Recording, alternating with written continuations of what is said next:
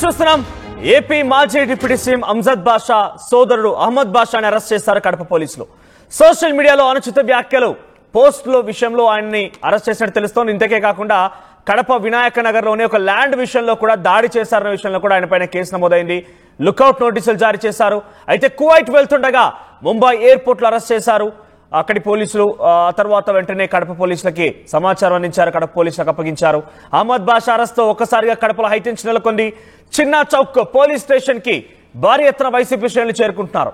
అహ్మద్ బాషా arrest లో high drama చోటు చేసుకుంది. తొలుత డిటిసికి తరలించారు, ఆ తర్వాత ప్రత్యేక వాహనంలో మరొక ప్రాంతానికి తరలించారు. ఎక్కడికి తీసుకెళ్తున్నారో తెలియక అయోమయంలో ఉన్నారు. చిన్న చౌక్ పోలీస్ స్టేషన్ డిటిసి వద్ద భారీగా పోలీస్ బందోబస్తు కొనసాగుతోంది. ఇప్పటికే స్పెషల్ టీమ్స్ వజ్ర వాహనం కూడా రంగంలోకి దిగింది. ఇక్కడ మీకు కనబడుతున్నటువంటి వ్యక్తే అంజద్ బాషా తమ్ముడు అహ్మద్ బాషా. ఆయనే మాజీ డిప్యూటీ సీఎం తమ్ముడు. ఆయన పైన సోషల్ మీడియాలో అనుచిత వ్యాఖ్యలు చేసిన విషయంలో ఆయన పైన కేసు నమోదైంది. గతంలో వినాయక నగర్ లో ఒక స్థలం వివాదంలో కూడా ఆయన దాడి చేసిన విషయంలో కూడా కేసు నమోదైనట్టు తెలుస్తోంది. అంతేకాదు కడప ఎమ్మెల్యే మాధవిరెడ్డి పైన కూడా ఇష్టానుసారంగా మాట్లాడి తెలుస్తోంది. ఈ విషయంలో కూడా ఆయన పైన కేసులు నమోదయ్యాయి. అయితే పలు కేసుల విషయంలో ఆయన పైన లుకౌట్ నోటీసులు జారీ చేశారు. ఈ లుకౌట్ నోటీసుల ఆధారితంగా ఆయనని కువైట్ వెళ్తుండగా ముంబైలో పోలీసు అక్కడ ఎయిర్పోర్ట్ అధికారులు అడ్డుకున్నారు. ఆయన్ని అరెస్ట్ చేశారు. వెంటనే కడప పోలీసులకు సమాచారం ఇచ్చారు. ఎమ్మెల్యే మాధవిరెడ్డి శ్రీనివాసరెడ్డిని అసభ్యకర పదజాలంతో దూషించారంటూ కూడా అహ్మద్ బాషా పైన కేసులు నమోదయ్యాయి. టీడీపీ పొలిట్ బ్యూరో నేత శ్రీనివాసరెడ్డి పైన కూడా పోలీస్ స్టేషన్ లో దాడి చేశాడని కూడా అహ్మద్ బాషా యత్నించారనేది ఆరోపణలుగా ఉన్నాయి. సో ప్రస్తుతం ఆయన్ని మరి కాసేపట్లోనే కడప కోర్టులో హాజరుపరిచే అవకాశం కనబడుతోంది. ఇదొకటే కాదు, గతంలో అనేక కేసులు కూడా నమోదయ్యాయి. అయితే నిన్న తాజాగా శనివారం రోజున అహ్మద్ బాషా సోదరుడు అంటే మాజీ డిప్యూటీ సీఎం అంజద్ బాషా కూడా కడపలో ఒక వివాదానికి సంబంధించి నిందితుడిని తీసుకువెళ్లి పోలీసు అరెస్ట్ చేస్తే అక్కడికి వెళ్లిపోయి ఒక్కసారిగా బలవంతంగా ఆ నిందితుడిని తీసుకుని వెళ్లారు. సో ఆయన అనుచరుడు ఆ నిందితుడని తెలుస్తోంది. కొందరు మహిళలు కలిసి ఒక వ్యక్తికి డబ్బులు ఇచ్చారు. ఆ డబ్బులు కాస్త ఆ వ్యక్తి ఎవరైతే మహేశ్వరెడ్డి డబ్బులు తీసుకున్నారో మహేశ్వరెడ్డి కాస్త నేను తీసుకోలేదు డబ్బులు, ఇంకొక వ్యక్తికి ఇప్పించాను. ఆ వ్యక్తి ఇబ్రహీం మియా అనే వ్యక్తికి డబ్బులు ఇప్పించాను. ఆ డబ్బులు ఇచ్చి నేను మోసపోయానని చెప్పిన నేపథ్యంలో ఇబ్రహీం మియా రోడ్డు పైన కంటికి కనపడగానే వెంటనే మహిళలు కొంత ఆగ్రహం గురైపోయి ఆయనపై దాడి చేశారు. ఆ తర్వాత పోలీసులకు అప్పగించారు. అక్కడికి చేరుకొని అంజద్ బాషా మాజీ డిప్యూటీ సీఎం ఏకంగా అక్కడ ఆ వ్యక్తిని కూడా ఇబ్రహీం మియాని కూడా అక్కడి నుంచి బలవంతంగా తీసుకెళ్లారు.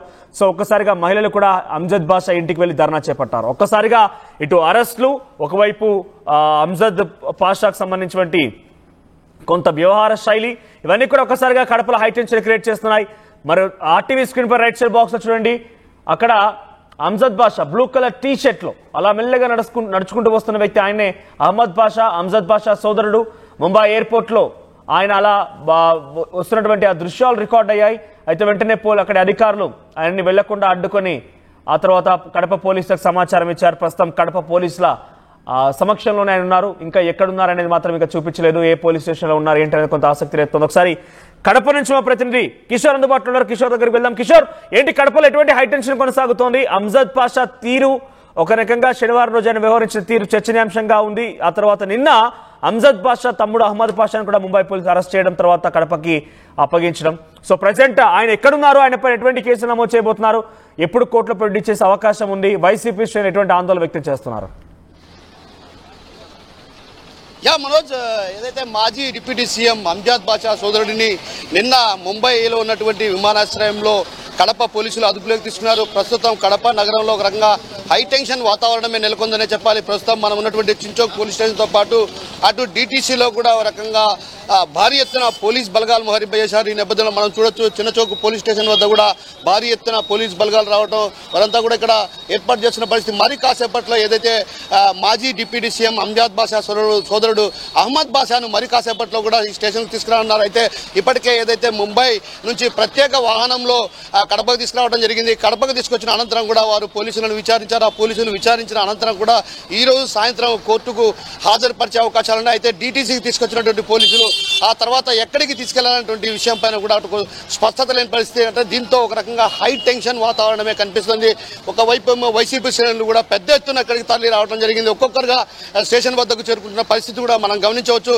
ఏదైతే ఇటీవల కాలంలో కూడా ఏదైతే మియా అనే వ్యక్తి కూడా తనకు డబ్బులు ఇచ్చి మోసం చేశాడని మహిళలు కూడా ఆయన పట్ల కూడా కొంత దురుసుగా ప్రవర్తించడంతో ఆ నేపథ్యంలో కూడా ఒకసారిగా స్టేషన్కి తీసుకెళ్లిన నేపథ్యంలో కూడా అక్కడికి అంజద్ బాషా వెళ్ళి ఆ తర్వాత వారిని మియాను తీసుకెళ్లడం జరిగింది. ఇది కూడా కొంచెం చర్చనీయాంశాన్ని దారితీసిన పరిస్థితి. ఈ నేపథ్యంలో మనతో పాటు వైసీపీకి సంబంధించినటువంటి శ్రేణులు ఉన్నారు. వారిని అడిగి తెలుసుకునే ప్రయత్నం చేద్దాం. తొలుత వైసీపీ అధికార ప్రతినిధి జయచంద్రారెడ్డి గారు ఉన్నారు. ఆయన అడిగి తెలుసుకునే ప్రయత్నం చేద్దాం. చెప్పండి అన్న. అంజద్ బాషా తమ్ముడు అనే తప్ప అతనేం తీవ్రవాది కాదు. ఎక్కడైనా కానీ అతన్ని ఓపెన్గా తీసుకురావాలా. మీరు అరెస్ట్ చేసి తీసుకొచ్చిన తర్వాత మీరు ఎక్కడ ఉండాలనేది ఎవరికి తెలియకుండా మీరు ఎందుకు దాస్తున్నారు? 4:30కు తీసుకొచ్చారు. ఈ స్టేషన్ కాడికి వస్తే ఆ స్టేషన్ కాడ పోలీసు వాళ్ళని పెడతారు, ఆ పోలీస్ స్టేషన్ కాడికి పోతే డీటీసీలో పెట్టామంటారు, డీటీసీలో నుంచి ఇక్కడికి తీసుకొచ్చామంటారు. ఆయన ఏమన్నా తీవ్రవాదా? మీరు ఎందుకు బహిర్గతం చేయడం లేదు? మీడియాకు కూడా దాచిపెట్టేసి మీడియాను కూడా రావద్దని రోజు 10 నిమిషాలకు ఒకసారి వెహికల్ మారుస్తూ వెహికల్ తిప్పుతున్నారు. అతనేం తీవ్రవాది కాదు కదా. కడపలో అతను కూడా ఒక నాయకుని తమ్ముడు మాత్రమే. తీవ్రవాది అయింటే మీరు దాచిపెట్టాలా. మీరు ఎందుకు మీ పోలీసుల చేతిలోకి తీసుకుంటున్నారు లాను? పోలీసులు కూడా దీంట్లో బాధ్యత వహించాల్సి వస్తుంది. మీరు ఎక్కడైనా కానీ మీడియా కానీ పబ్లిక్ కూడా తెలిసేటట్టుగా మీరు మీ సెషన్లో పెట్టండి.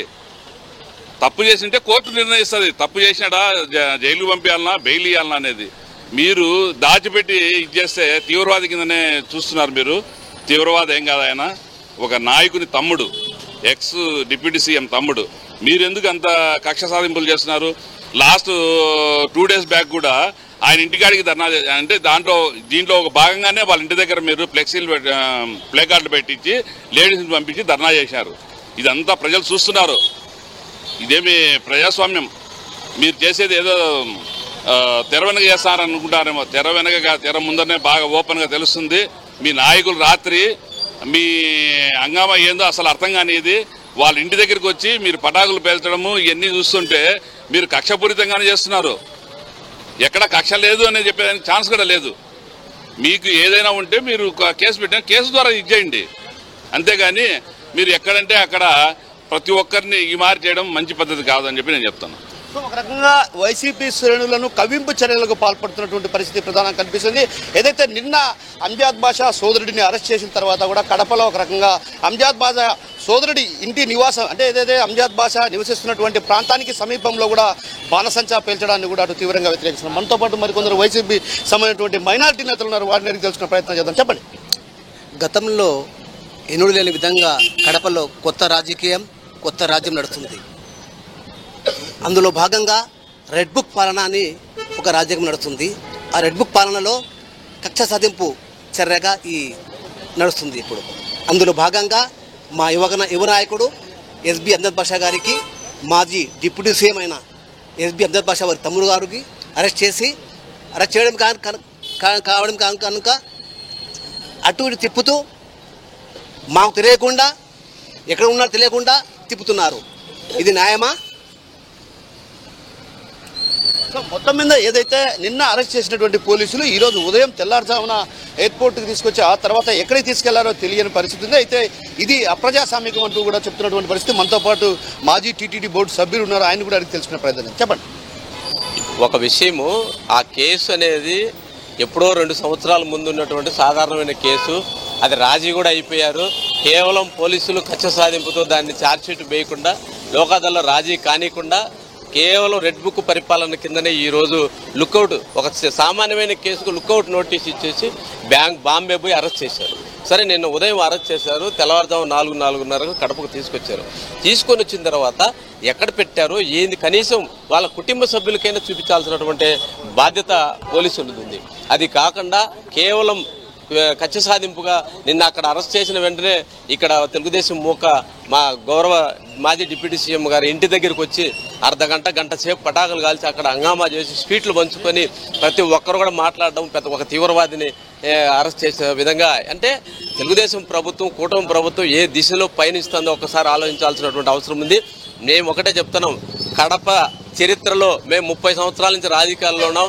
కడప చరిత్రలో ఎప్పుడే కానీ ఈ సంస్కృతి చూడలేదు.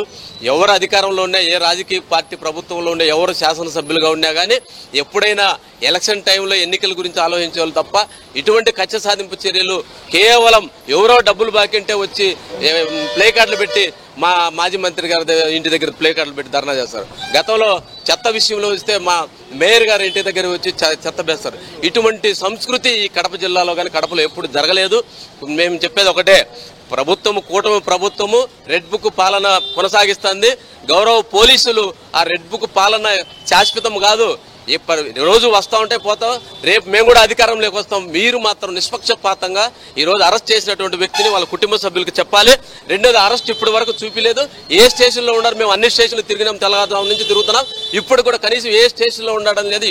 ఇప్పటికైనా ఎక్కడుండాలో ఆ కుటుంబ సభ్యులకు తెలియజేసి ఎందుకంటే ప్రజల మనిషి, మా డిప్యూటీ సీఎం గారి సోదరుడు, కరోనా టైం కష్టకాలంలో ఈ కడపలో ఉన్నటువంటి ప్రతి ప్రజలకి తెలుసు అహ్మద్ బాషా ఎటువంటి వాడు, ప్రతి ఒక్కరికి ఆదుకున్నటువంటి వ్యక్తి. కావాలని తప్పుడు కేసులు పెట్టి కక్షపూరితమైనటువంటి అరెస్ట్ ని వెంటనే పోలీసులు చూపించి వెంటనే కోర్టుకు పెట్టాలని కూడా ఈ సందర్భంగా డిమాండ్ చేస్తున్నాం. భవిష్యత్తులో ఇటువంటి రాకుండా పోలీసులు సరైనటువంటి బాధ్యత తీసుకోవాల్సినదిగా, ఏదో కక్షపూరితమైనటువంటి కూటమి ప్రభుత్వ శాసనసభ్యులు గారు కూటమి ప్రభుత్వం చెప్పినటువంటి మాట కాకుండా మీరు స్వయంగా పరిపాలించాలని కూడా ఈ సందర్భంగా డిమాండ్ చేస్తున్నాం. గతంలో టీడీపీకి సంబంధించినటువంటి వాసుకు అదేవిధంగా కూటమి పోలీస్ స్టేషన్ పరిధిలో తీవ్ర వాగ్వివాదం జరిగింది.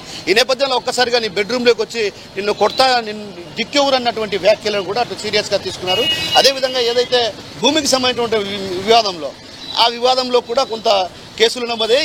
వీటితో పాటు పలు కేసులను కూడా తెరపైకి తెచ్చారు. ఎలా చూడాలంటారు? అంటే ఇప్పుడు కేవలము ప్రెస్ మీట్ లో మాట్లాడినటువంటి ఒక సినిమా యాక్టర్ ని 18 కేసులు పెట్టి తిప్పారు. ఏదైతే భూ తగాదా ఉందో ఆ భూ తగాదా ఎప్పుడో రాజీ అవడం జరిపింది. అన్ని అయిపోయినాయి. పోలీసులు కేవలం కావాలని చెప్పి ఛార్జ్ షీట్ వేయకుండా, అది రాజీ కానికుండా, అది కేసును కొట్టేయకుండా చేసినటువంటి ఖచ్చితపూరితమైనది. రెండోది, శ్రీనివాస రెడ్డి గారి ఇంట్లో తప్పుడు ప్రచారం చేసి ఎన్నికల ముందు ప్రచారం చేసి అక్కడ జరిగిన సన్నివేశం వేరు, అది చూపించినటువంటి విషయం వేరు. అక్కడ జరిగిన సన్నివేశం మా కార్పొరేటర్ కొడుకుని కత్తులు తీసుకుని నరికి పోలీస్ స్టేషన్కి పోతే కనీసం వాసు గారిని వాళ్ళని లోపల పోలీస్ స్టేషన్లో కూర్చోబెట్టి మా డిప్యూటీ సీఎం గారు తమ్ముడు ఆ స్టేషన్ పోతే స్టేషన్ లోపలికి రానికున్నటువంటి అడ్డుకున్నటువంటి పరిస్థితి పోలీసులు. ఆ సందర్భంలో మా కార్యకర్త రక్తం కారుతా ఆ విధంగా దెబ్బలు జరిగితే ఒక నాయకుడిగా ఏమంటారు?